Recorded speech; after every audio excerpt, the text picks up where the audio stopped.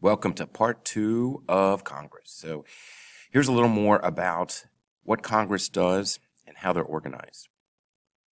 So a couple of things I want you to understand is the difference between a delegate and a trustee. Delegate for type of representative versus a trustee type of representative. A lot of students in the past have been confused about this and what this means. Okay, a delegate, if a representative or a senator subscribes to that belief, they focus on, when they vote for laws and statements they make, they focus on what they believe their constituents or their voters, the people they represent, want. A trustee is somebody who says, well, I'm going to vote on what my beliefs are, thinking that a majority of voters in their district or their state put them there. So that's that's how they should vote. Okay. More than likely, most politicians aren't either or. They're probably a combination of both. Okay. Pork barrel legislation and log rolling. Those are confusing for students as well. Sometimes they're called riders.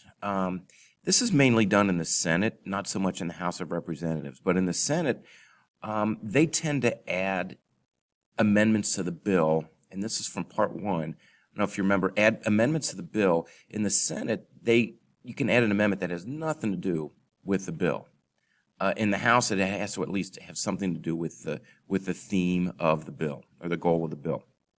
Okay, but pork barrel legislation, sometimes called riders, are things that are added to a bill to get a specific representative or senator or a group of senators or representatives to vote for the bill. So in other words, if I say, hey, listen, I need you to vote for my bill, and you come back and say, well, what's in it for me? Or what's in it for my constituents? Well, you know that bridge that you wanted to rebuild, the bridge between the Ohio and the Kentucky side of the Ohio River? Well, how about we put in $1.5 billion for building that bridge into this bill? Well, then you're going to say, you got my vote. Maybe, maybe not. But that's how pork barrel legislation works. Log rolling is where you do something for somebody and then they turn around and do something for you. So in other words, that's not as much as adding something to a bill as much as, hey, I'm a representative. I come to you and I say, I need you to vote for my bill. And then you come around and you say, well, I've got this bill that I've sponsored. I'll vote for your bill if you vote for my bill. And then you agree to do that. That's log rolling. Think of helping each other out with votes when it comes to log rolling. Okay, so we talked about how Congress creates, writes, debates, and passes bills, send them on to the president to become laws. They also have oversight authority. So one of the things that Congress can do once a law is passed is they can hold hearings. Let's say on a pollution law. They want to make sure this pollution law is doing what it's supposed to do. Well, they'll hold hearings and bring experts in and ask them to testify before Congress and ask them questions and to figure out, hey, is this bill working or not? Or maybe if they need a bill concerning some subject, they'll have the experts come in and testify about that as well. So they'll use that information to put into their bill. Consensus building is important. Consensus means that you get people to agree on things. And on a basic level, I think you understand that means if you don't have agreement on your bill, it's not going to pass. It needs, you need to work on consensus, getting a whole bunch of people to agree to vote for your bill.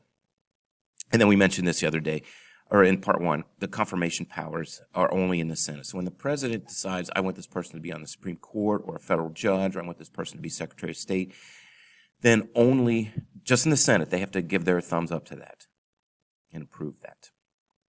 All right, let's look at some powers of Congress. These are enumerated powers. So these are stated in the Constitution. They have the power to tax and spend. Those are called appropriations bill. Any bill that taxes and spends money is an appropriations bill, and it has to start in, I hope you remember this from last time, it has to start in the House of Representatives. They also are allowed to borrow money, and if if you want to know how much they borrowed, let me throw this up here. I'm going to put up the national debt clock. This may shock you, but Congress is allowed, the national government is allowed to go into debt, and it's currently sitting at $27.2 trillion. That's how much the federal government has borrowed and has to pay back. $27.2 trillion. Trillion, not a billion or a million. That's a trillion. So they're really good at borrowing money. They regulate interstate commerce. That is commerce that crosses state lines. So if a business transaction starts in one state and ends up in another, that's interstate commerce, as well as what they call the stream of commerce, where if something is like a car is put together in, let's say, Louisville, Kentucky, that's where my car was put together, assembled. Those parts come from all over the country to that assembly plant. That is also interstate commerce. That's called the stream of commerce. We'll talk about the Heart of Atlanta motel case when we get to the Supreme Court. Laws concerning copyrights, patents, weights and measures in bankruptcy. It's best for Congress to do that, to say, okay, here is a copyright is people cannot steal without your permission or use without your permission a work of a printed work. So I know movies and television shows are this way as well. So you can't just take somebody's movie and broadcast it. You got to have permission from the creator. A patent is when somebody invents something or a procedure, they have exclusive right to that patent. Those laws are created by Congress. We create a weights and measure system. Congress has created a weights and measure system for the entire United States. It's best to have one weights and measure system than it is to have 50 different ones, as well as bankruptcy laws as well. They can admit new states. They can, a state has to apply for statehood, but it's up to Congress to decide whether or not to let them in. Congress can declare war.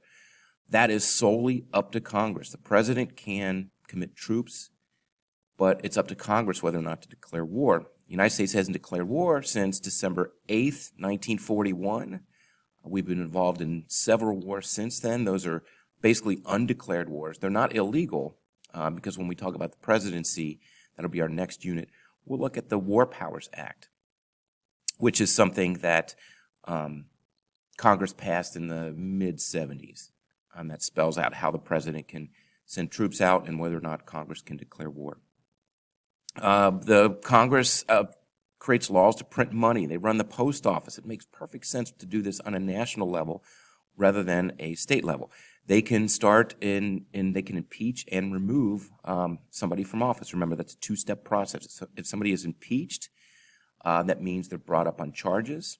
They're still in office. If they're in their removal trial, if they're found guilty, they're out of office. They create the federal judiciary, the judicial system, the trial courts, the appeals courts, the Supreme Court. That's all decided by Congress. And then they have implied powers to carry out these stated powers, the necessary and proper clause. So they can do something like create a national banking system, the Federal Reserve banking system, for its taxing and to carry out its taxing and spending powers.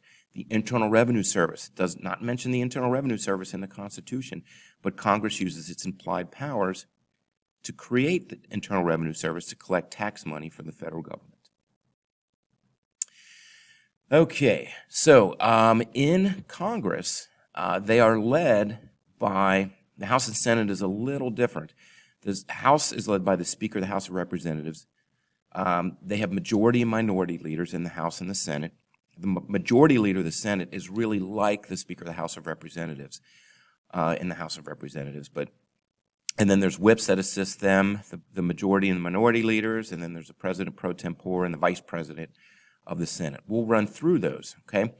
The current leadership at House of Representatives, since the Democrats hold the numerical majority in the House of Representatives, their candidate is Speaker of the House, okay? They're elected by a party caucus, and that person is Nancy Pelosi. She's a Democratic representative from California. So she'll continue to be the Speaker of the House until she retires or she decides she doesn't want to do it anymore, or until the Republicans gain control of the House of Representatives, a numerical majority. If they ever do in the next few years, what will happen is probably this guy, Kevin McCarthy, who's the minority leader in the House of Representatives, will be elected to the Speaker of the House. Okay, he's the minority leader. He leads the Republican Party in the House of Representatives. He is elected by his party, the Republican Party. They're not in the numerical majority, so that's why he's called the minority leader. Okay, the Democrats also have a majority leader. Okay, that person runs the Democratic Party. The difference between the majority leader and the Speaker of the House is, in the House of Representatives, the Speaker of the House runs the House, is in charge of running the entire House of Representatives, whereas the majority leader in the House of Representatives, we'll get to that person in just a second, they run the Democratic Party in the House of Representatives. Okay, Speaker's always from the majority party, is known as the presiding officer in the House of Representatives, third in line to the presidency. If anything were to happen to the president and the vice president, according to the line of succession, the Speaker of the House then becomes acting president of the United States. Okay, the Speaker decides who speaks. That's why they're called the Speaker, and they set rules for debates. They make all the committee appointments.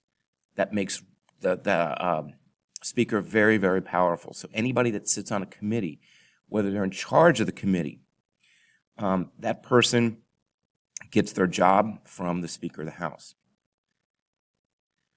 The Speaker also schedules bills for action. So if the Speaker doesn't like a bill, doesn't think it should come up for a debate or a vote, not put on the debate calendar or the vote calendar, that bill is not going to get passed by the House of Representatives.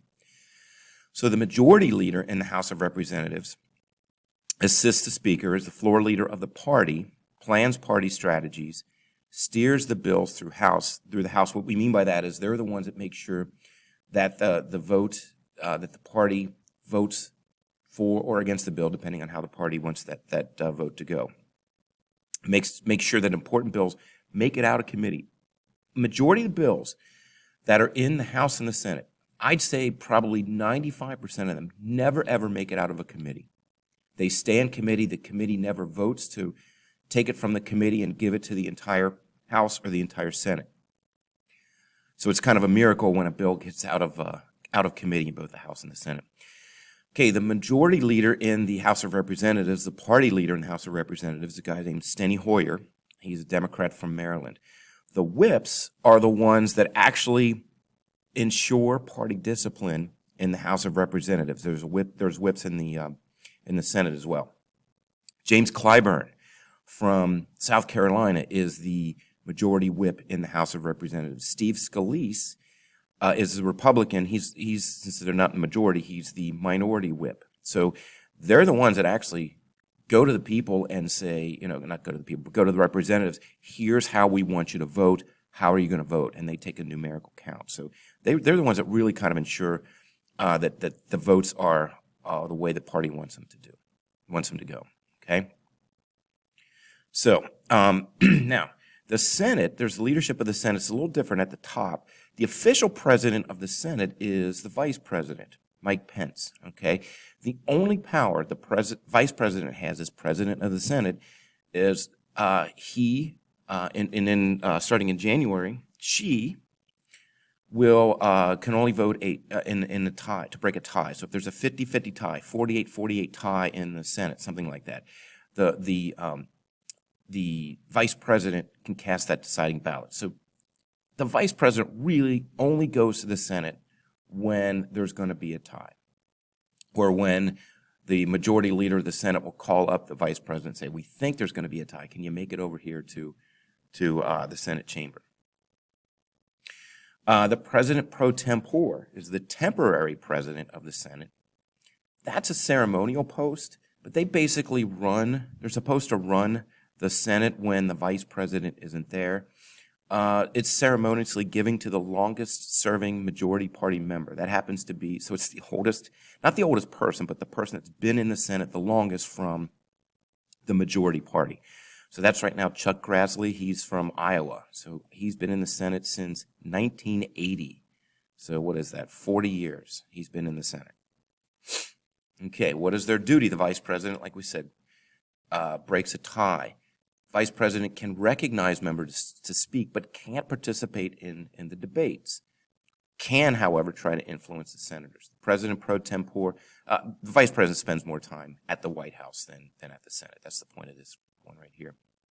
Okay, the president pro tempore fills in for the the vice president when the vice president isn't there. The president pro tempore can participate in debates because that person is actually an elected member of the Senate. Okay, these are the folks that are really the true leaders of the Senate. They run the show, okay?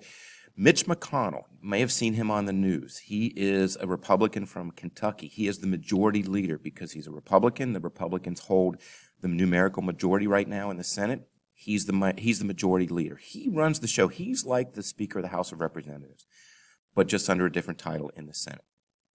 The minority leader is Chuck Schumer. He's a Democrat from New York. You've probably seen him on the news before because he loves the cameras. He always he's never met a camera he doesn't love. So the majority leader steers party bills, plans the Senate work agenda, has to work with the minority leader, tries to keep the party in line. Okay, schedules bills, schedules debates, all that kind of stuff. That's done by the majority leader. The same things that are done by the Speaker of the House are done by the majority leader. Okay, and the minority leader does the same thing, except basically is a roadblock for the majority in the Senate. Okay, all right, that's it for now. And the next one we'll cover gerrymandering, which is a really difficult and crazy subject to understand. So I will talk to you then.